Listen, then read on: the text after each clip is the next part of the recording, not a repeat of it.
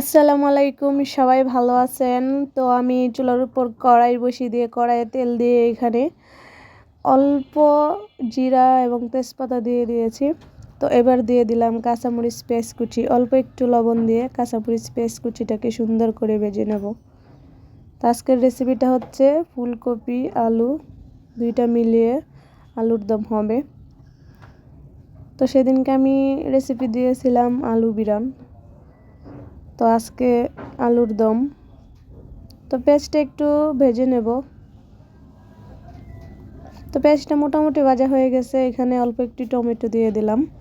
টমেটোগুলো আমি পেঁয়াজের সাথে ভেজে নেব, কারণ টমেটোগুলো একটু শক্ত, তেমন নরম না, সেই কারণে আমি পেঁয়াজের সাথে ভেজে টমেটোটাকে একটু নরম করে নেব।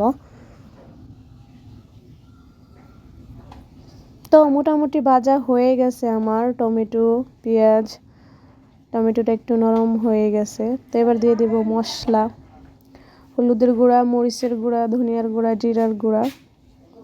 তো সব কিছু দিয়ে অল্প একটু পানি দিব, দিয়ে তারপরে সুন্দর করে নেড়ে চেড়ে দিব। তো গ্যাস কমে গেছে, সেই কারণে রান্নাটা করতে একটু কষ্ট হচ্ছে, কারণ টাইম লাগে বেশি। তো আমি ঢাকনা দিয়ে ডেকে মশলাটাকে কষিয়ে নেব।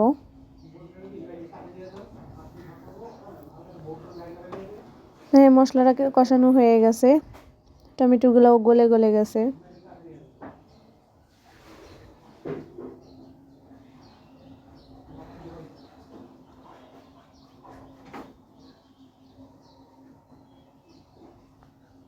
তো এবার আমি দিয়ে দিব আগে থেকে সিদ্ধ করে সিলে রাখা আলু এবং ভাপ দিয়ে রাখা ফুলকপি, সবগুলো একসাথে সুন্দর করে নেড়ে চেড়ে দিব।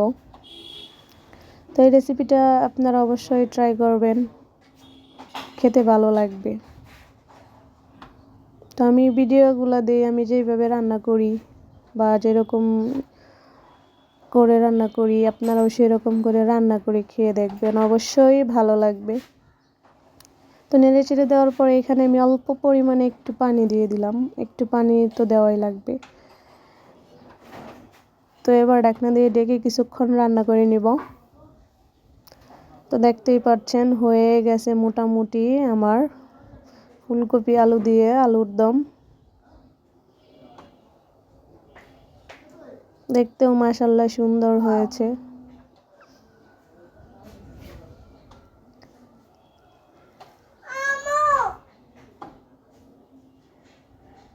তো আমি এবার অল্প একটু জিরার গুঁড়া দিয়ে দিলাম উপর দিয়ে।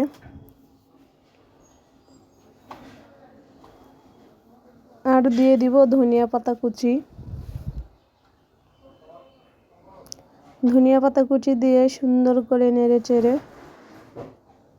দিলাম। তো দেখেন হয়ে গেছে আমার রেসিপি। ধন্যবাদ সবাইকে।